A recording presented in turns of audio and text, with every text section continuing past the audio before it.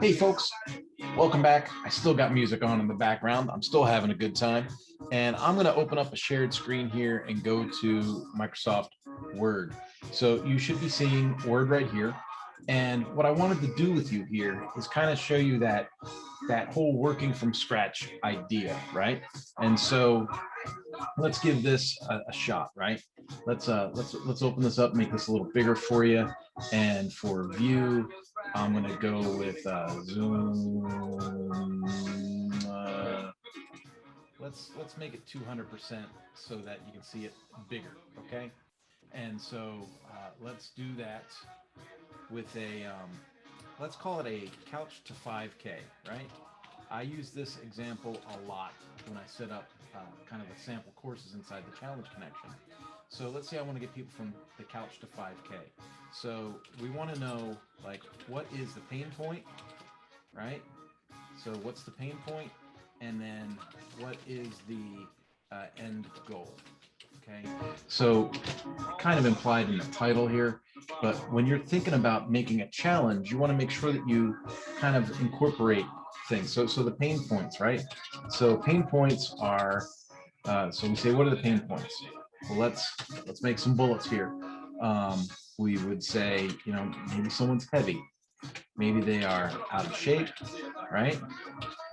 Maybe it's hard to breathe. With the back pain, right? Back pain might be a thing. What are some other things? Poor diet, right? Maybe they're hoping that a lifestyle change will change their diet. So heavy, out of shape, hard to breathe, back pain, recognition of sedentary lifestyle, right? And hopefully I'm spelling that correctly. But hey, these are just notes, right? So recognition of a sedentary lifestyle, like they're just tired of not doing anything, right?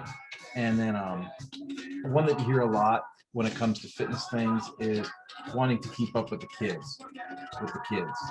A lot of people are having kids older in life and they want to stay active and stay going with the kids. So these are our pain points, right? So I'm going to focus on what are the pain points. And so from a least common denominator standpoint, right? And let's just draw a line here, okay? From a least common denominator standpoint, someone that's doing a couch to 5K challenge would be where, right? They'd be on the couch. They'd be someone that's sedentary, someone that's not active. And so what we want to think of is if we were to break it down into activities, right? We want to take somebody from being on the couch, that's heavy, out of shape, has a hard time breathing, might experience back pain, not eating well. We want to take someone that recognizes their sedentary lifestyle, and we want to put in, 5 activities to take them from the couch to running a 5K. And I say 5 activities because the example we're using in this challenge is 5 days. So let's make this one 5 days, right? So let's say 1, 2, 3. So you get the idea there, right? So let's say we're going to do 1. 1 is recognizing the current condition, right? And so these are just activities, right? So recognizing the current condition. Second activity would be exerting some level of activity. Right? So for this purpose, we'll say that would be, walking around the block.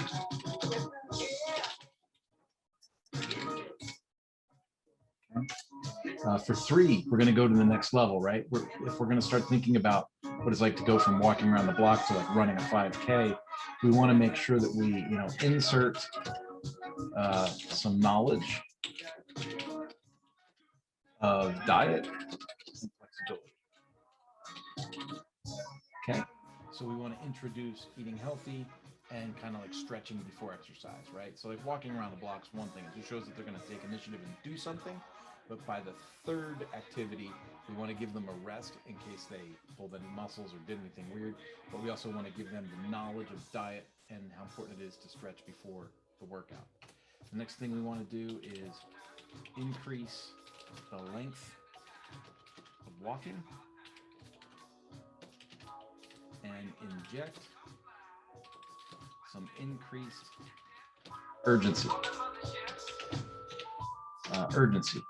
or cadence, right? Let's say cadence. Cadence, meaning we want them to pick up the pace, right? Go to a trot or a jog. And then 5 is increase cadence and effort until 5K is recognized. Okay, so those are basically our 5 steps there, right? And then 6th might be a review for recuperation or extending to half marathon. Okay, so that kind of gives you an idea of what we're doing there, right? So maybe recognizing the current condition is actually the call to action launch page, right? And then 2 would be exerting some level of activity, like let's get up, walk around the block, and then on the next day we can talk about diet and flexibility. Then we can increase the length of walking, where you're telling people, hey, you know, go go further than you did day 1, and let's talk about the efforts and how we're going to mark or track our key performance indicators to know how much distance we can add, what diet's required, how much flexibility is required, how much recuperation, right? So we talk about that, and then we increase the length of walking and inject some urgency, some cadence, and then we increase the cadence and effort until the 5K is recognized. And then, you know, 6 is kind of a review or a celebration that you get to 5K. And then we talk about going to the next challenge, right? And increasing and pre-selling that next challenge to get people to participate and go to a half marathon. So this might be a 5 activity challenge, right? But if you were to break this out, you wouldn't do this in 5 days. You would do this more like in 30 days. Does that make sense? We don't take someone from being obese and fat sitting on the sofa to running a 5K in 5 days. It's just not going to happen. But we could do it in 5 activities. That would be an activity every week, like with check-ins. Maybe you could throw in some live support calls and spread that out over a month. Okay, so that's kind of an idea of like how I start to break that down by activity. So now I've got my main things done. And so if I were to break this down more, right, the next thing I'm going to do is break this into, you know, I'm going to say recognizing the current condition, right? So we'd say current condition. And then I would narrate the text, right? So I would narrate the text for this activity. I did spell narrate wrong. That's a good thing about having spell check, right? And then I go to the next thing, right? And then you see what's going on here, right? Each section breaks out into its own activity. So current condition, so narrate text for this activity, that's going to be my landing call to action page. And then some level of activity, that's going to be activity 1 is going to be some level of activity. Activity 2 is going to be inserting diet and flexibility concepts, right? Number 3 is going to be increase the length of walking from the first activity, and so on and so on. And so each of these lines will break out the main content of each activity. And then I'll make videos and source pictures to go into my activities and make them more interactive. You with me? Awesome. Let me close out the share here. So this idea is how you make the challenge from scratch. This is how you come up with the idea, inject normal or kind of like commonsensical steps to get to those goals, and then break each thing out as its own separate activity. And then think of the timeline that you need. Is it 1 week? Is it 2 weeks? Is it a month? Is it 3 months? But you think of the duration it's going to take, and then you figure out, okay, so am I doing a daily challenge, a weekly challenge, a monthly challenge? And that combination of activities, whatever their duration, becomes the whole challenge. Okay, so that's how you build one out from scratch.